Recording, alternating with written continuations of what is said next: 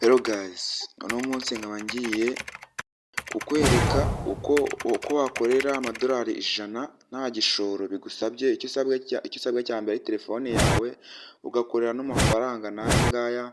Nawe uno munsi wahindurira ubuzima bwawe ukurikije ibyo ngiye kukubwira. Guys, noneho weho urimo urareba ino video ufite amahirwe meza yo gukorera amadolari 100. Icyo usabwa ni ukanda like, subscribe, like, share na comment, hanyuma tugakomezanya n'ino video ukayireba paka kuva ku ntangiriro igeze ku musozo. Twagiye guys. Ukuntu ugiye gutangira ukora account yawe. Nk'ibisanzwe kugira ngo tubone application zigiye zitandukanye, uraza muri Google Play Store yawe cyangwa se muri App Store bitewe n'ubwoko bwa telefone yawe. Uraza ukanda hano kuri search, uraza ukande kuri kano kantu ka search, ubundi usacingemo aya magambo ngiye kukwereka. Uraza ukande hano hazamuke keyboard, urahita uza wandikemo ngo pay, urahita wandikamo pay reason, urandikamo pay reason gutya, baraguhereza application imeze gutya. Application uri buze kubona ni iyi ngiyi. Iyi ngiyi uri kuyibona ifite ino logo imeze gutya, ifite iyi logo y'uruziga rw'umweru ruri mu bururu, urayibona niyo uri buze kudownloadinga. Numara kuyidownloadinga, ikintu ugiye gukora urakanda open nimba wamaje kuyidownloadinga.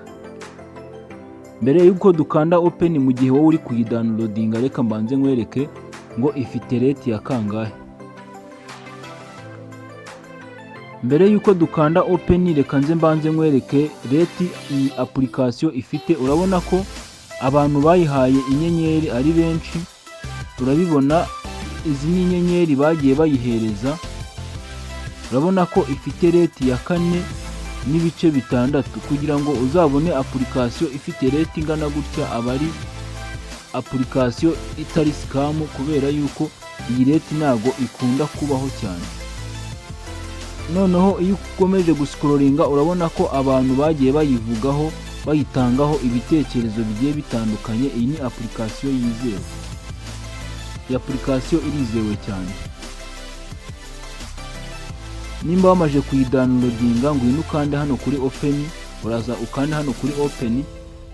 Nurangiza gukanda kuri open, uraza guhinguka kuri page imeze gutya.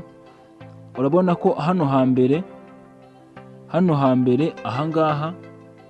aha hambere urashyiramo email address, hano ugiye gushyiramo password, hano urashyiramo igihugu cyawe, select your country, hano urashyiramo referral code uri kubona aho ngaho kuri screen yawe. Reka tubyuzuzemo ubundi dukande login cyangwa wowe.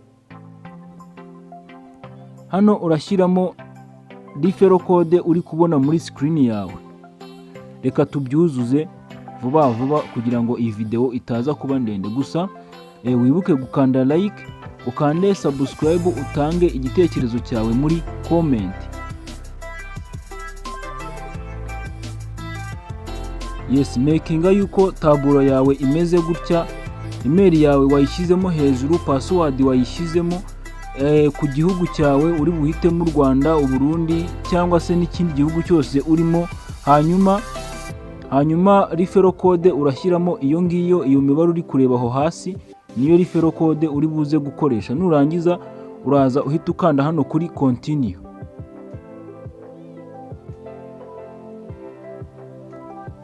Numara gukanda kuri continue, uri buze gutegerezaho gatoya.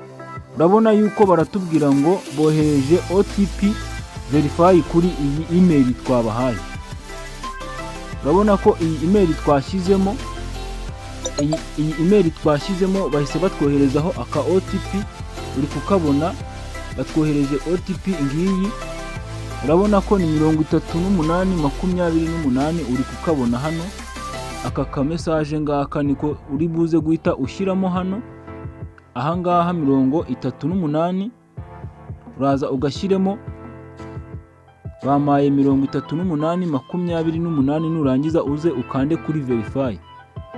Nurangiza gukanda kuri verify, urategerezaho gatoya. Urabona ko bahita bakugeza muri account yawe, bahita baguhereza iyi bonasi y'amadolari 5 amadolari 5 ugomba guhita washaka wayabikuza hano uyagurishije muri P2P, waya withdrawinga bisanzwe, wayohereza umuntu, nyine wayabikuza mu buryo bugiye butandukanye ushaka.